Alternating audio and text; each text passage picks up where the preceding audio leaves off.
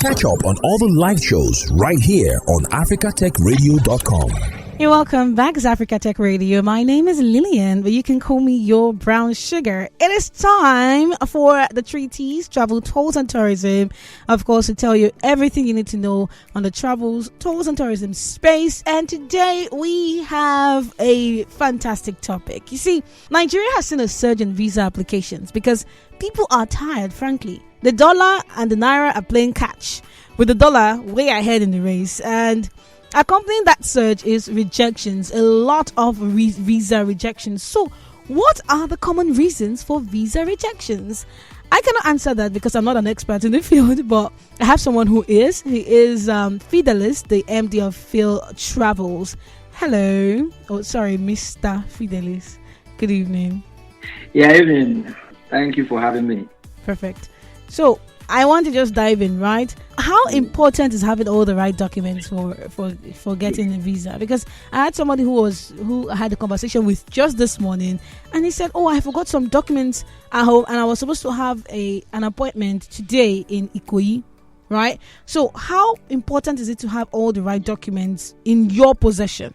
Very, very important. Documentation plays a major role in securing your visa.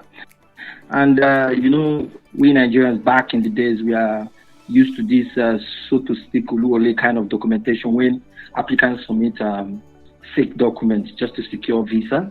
So, but we are in the 21st century when technology has played a major role. So, if you don't have the right document, I advise you don't spoil your profile, because if you're a first-time applicant and you want to apply for visa, and you produce or you provide fake documents, that means they're going to tag you, and in future you might want to reapply, or maybe back then, because a lot of applicants apply when they're single, they start at a very young age. So when you now get married and have children, you want to apply, your information will still be in the system.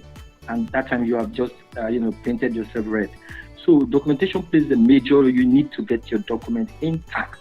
Every document, I advise you don't submit fake documents, because they might come back and haunt you when you are maybe going back in the years, or maybe when you have settled down, you really want to go. So getting the right documents plays a major role. Try to get your documents. If you're a working class person, you get documents from your company. If you're a business owner, you can apply, you can add your business document. And everybody has a bank statement. So you go to your bank, you go to your schools, go to your every place that you can get a genuine document. Because even apart from that, they make research. They do call those people. They do ask if this person really exists. So it's one of the major important things that you should do in securing your visa. You just mentioned that one might get tagged if you submit fake documents. But does where you have traveled before, does that affect your visa chances as well? Yeah, it does.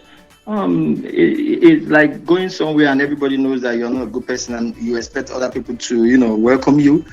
If you have traveled somewhere before and you have maybe criminal record, we have places where you overstay, because most of what a lot of people say they reject, they don't give us visa, we hardly get visa, but we sometimes go against the rules. Tourist visa should be a visiting visa that you go back and come back to your country, but 95% of us doesn't come back.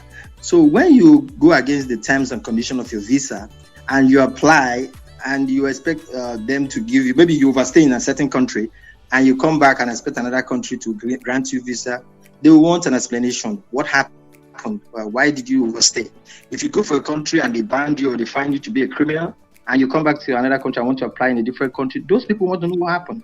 So if you have a clean record, it will also help you. And if you also have a bad record, it might also affect you. That is interesting. But if I visit a country that is, say, filled with terrorists, would that affect me? Will people start suspecting me of being a terrorist, and will they reject my visa application because of that? No, it doesn't. Let me give you an example.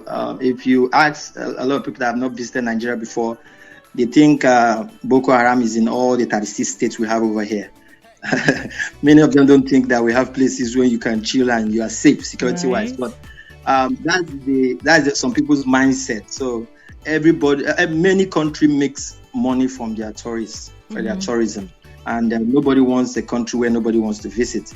So it doesn't affect you. I've gone to places, some countries that are so-called Muslim countries, and I'm a Christian. I was welcomed. I went to the mosques. I went to where they prayed. I even learned one or two things about the religion. So it will not affect you. But the only place where it will be an issue, if your country have an issue with that particular country, you can recall when Nigeria had an issue with Dubai, and they banned us for coming for a certain period of time. I don't know if they updated the ban for now. So it doesn't affect you. The only thing that will affect you if you're caught doing something, maybe you're a tourism yourself, you went to there to do tourism and something like that, then you might be affected. But it doesn't affect you if you go to somewhere that maybe they call the country a tourist country. Since you're not a tourist, you are not. It will not affect you. All right. So now to the golden question: what are those things that make some people more likely to get their visa rejected? A lot of things. Let's start. Like I mentioned when we started, fake document affects. Some people are not honest. You will see somebody saying that he will be back in 5 days' time. At the end of the day, they will not see that person in 12 years' time. You understand? So fake documents, things like travel history, maybe you've gone somewhere before and they banned you. There was one guy that gave me a passport. I don't know that he did another passport. So by the time he submitted to the embassy, they seized the passport. They were requesting for the old one. I found out that he had banned. They're banned in 10 years in one country not to come up for the next 10 years. So some people have bad record in the past. Maybe they've gone somewhere and they have revoked their visa, cancelled their visa, or deported them. So these are some of the things that will get your visa rejected. Another thing is financial status. When you are going for vacation and you don't have a certain amount of money that will cover your trip, the embassy will be worried. And some don't even have a steady job. So they want to see money flow in your account, at least the kind of money that will cover the vacation that you're going for. And that is very, very important to them because they feel that if you are not financially stable, you shouldn't be making that trip. Health-wise, for places where you have to go to medical, some people have health-threatening diseases or health issues that you shouldn't be traveling. You shouldn't be traveling out of the country. Then I will also put maybe travel history, but it's not like a major fact. If you have traveled somewhere before and you have a clean record, that's in what I mean, like you returned back, no criminal cases in your passport, then you have a bigger chance of getting the visa because that is one of the criteria why they don't give us visa, because a lot of people don't come back after their stay. So if I travel via tourist visa, for instance, and I see a job opportunity, I apply, I get it, and I change my tourist visa from tourist visa to study visa, would that be a red flag on my records? Yes. There's some countries will tell you you can't. If everybody starts to, okay, let me put it this way to you. If you applied for a particular course in a school, you want to read banking and finance, and you not get there, you now leave your department and go to marketing, and you not say, please, I want to stay in marketing. So the people in marketing, what will we do them? The people are just, you put a second seat for me. I know some country will allow you to change your visa status if your installation. I've seen cases where people say, I made the love of my life and I don't want to go back, something like that. Some countries might be lenient. Why some country will not allow you? They will say go back and apply for the right visa and come. There are a lot of visas. A lot of people just focus on tourist visa and maybe student visa. There are a lot of visas, there's fiancé visas, there's working visa and all that. So you can apply, but Nigerians are scared that they won't get that visa. So that's why we're always throwing the shortcut or the back door to get what we want. So, and they're aware of all these things. So, when a child is lying to you and you're looking at the child and you're like, I know you're lying, you're just don't tell me the truth. And they have past cases where we are fond of, different strategies of getting visa. So when they see your case, they're like, we have seen this before and we know we'll not end up on. So some country will be lenient to change that visa to what you apply for, and some other country will say, go back and please apply for the right visa. So you mentioned that you might get away with it. You mentioned that there are other types of visas. Can you tell me about them? Yes, we have business visa, we have tourist visa, we have student visa, We even have work permit, working visa. We have fiancé visa. Sometimes we even have sport visa when you are going for events that is not, maybe you are sport events like football, any kind of sport that you're doing in the country. And if you go to any country you want to apply for visa, you see different category of visas. Some countries don't differ, depends on what they can offer, but there are different type of visas that you can apply for. But I understand some applicants don't have those documents. Maybe if you want to apply for work permit and you want to stay over there, you want to go there and work, you see some requirements that you cannot meet. That is when they get scared, and go and apply for the one they can submit that they can provide. But if you have that skill, there's skill visa. People that have hand skills, that you can apply. Skill visa is the kind of visa that they require skilled applicant, people that have skills like our plumbers, our tilers, our mechanic, our carpenters, furniture designers, makeup artists, and all that, graphic artists. If you're skilled, you have skilled talent, and you want to apply to certain, you go to online, you see where they request for such visa for applicants, then you apply for it. Then if you're lucky, they'll pick you. It's just like when those kind of offer comes, it's for everybody. And a lot of people think that it's only Nigerians that are applying for visa. Many countries in Africa that are applying for visa. Other continents too also applying for visa. So if you can be patient and pray, you might be lucky and you might be picked. You also mentioned some financial requirements. I've heard of people say that, I'm building my account. So can you tell us about those financial requirements for visa applications? Yeah. Let me give you a short. So I say most of the things I used to hear from applicants when they call me that I want to apply for visa, you will hear, I want to apply for visa, and I just have 200,000 to pay for the visa fee. My uncle say when the visa is ready, he will pay everything. You understand? And when you say bring a bank statement, it's just 50,000 naira that he's using to buy a recharge card and play Bet Nigeria or something like that. So what I do tell applicants is that, look, if you apply for visa and you first of all, you should have a story. You want to go to a particular country or you want to go and visit somebody.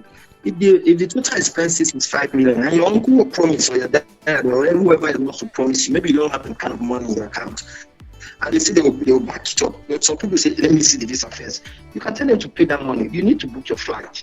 You need to make a hotel reservation. You are holding your BTA with you. Can they pay that money in your account? If they pay that money into your account, and when you are going to the embassy, you submit a bank statement that can cover that. Then when the visa is out, you form that money and do your expenses. But some people tell you it's only when the visa is out. You cannot submit an empty bank statement that doesn't have up to 1 million and your budget for your tourism is 5 million. It doesn't add up. That one is one. It's for the student visa. A lot of people, I know 50 or above 50% of Nigerian parents don't have that kind of money to sponsor their children to go to study abroad. But if you have an uncle that have a company, or you have an uncle that have that kind of amount, they can use that company bank statement, money for flight, money for your expenses, and money for your visa and all those other things. If you have those money, if you've made up your plan, let that money be in your account where you want to submit your bank statement. The same way goes to other category of visa. Don't submit an empty bank statement. It will not help. And if the money even though not tally with what you are spending, it will not help. It will definitely deny you the visa. So you're saying that if the money just appears in my account, even if it's the exact amount I need, that it's going to be a red flag? I said it will look strange if your account just registered a huge sum of amount and that money has not been in that kind of account for the past years or since you even opened that account.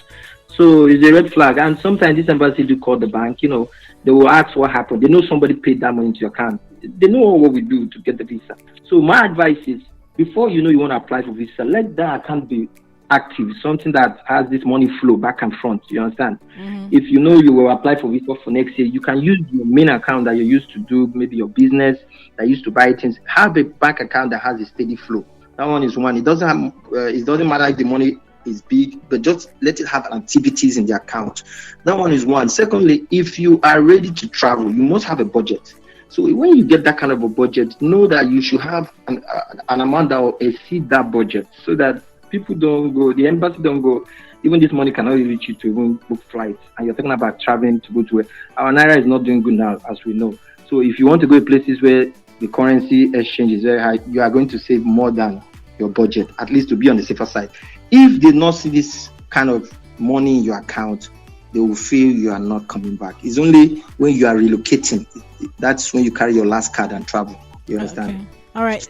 Then what about speaking a different language and being from a different culture? Does that affect your visa chances? No. It doesn't affect. Tourism is more about, experiencing different culture from different people. If you don't get to see how the other people are, the way they live, the way they do their thing, I think it's not be interesting. I've gone places where I don't speak the language. I was in France. I've been to Spain. So those are places that they don't even speak English. They're more frequent with their French and their Spanish. So it's an experience to go somewhere else and see people not doing things that you think is normal. So it will not affect. The only thing that will affect is even you that's going there. If you are okay, going somewhere that maybe if communication might be an issue, that is your own. But language and culture wise, it doesn't affect. A lot of people like going. Like you see people coming to Nigeria, even though they know that we have different cultures. Some people even give them security threats, but they still come. So it's not an issue. Okay, so what is your general advice for applicants? We have a lot of. I have a lot of advice for applicants. But the main thing is documentation. But let me start with the first thing I'll advise anybody that has travel plan in his mind or her mind. I'll advise you do small research on where you're going. Do a little. It doesn't cost you. It doesn't take you anything to just go on Google and just have an idea of how that country is. You understand? See if what you have is what they are looking for. You understand? You don't go places where you don't go and waste your talent. If you're good in a particular thing, feel that I'll go somewhere where they'll be looking for me. Then you start making plans. It's not just when you wake up. Nigerians, some guys, as I say, when they have money, they can ball, they can go to club, they can spend money. When they want to travel, they'll just come one morning and say, I need visa, I want to travel. If you feel you travel in 2 years' time, you can start making the plans now. You understand? They'll generate your account, make sure that you have a bank statement, write documentation. You understand? Go to places that fits your reason for traveling. If you want to go for vacation, pick countries where you see tourist sites where you tell them like, look, I went to Dubai to see the tallest building. I went to Tanzania to see the Kilimanjaro. So make plans, write documentation, have money in your account. I'm not talking about big money. You can have something stable that can cover your expenses. Then I think that's it. Just make the right choice of where you want to go. All right. Thank you very much for agreeing to do this with us today. Thank you. Okay. You're welcome. You've been listening to Africa Tech Radio. My name is Lilian, your brown sugar. Thanks for listening, and don't forget to catch up on all the live shows right here on africatechradio.com.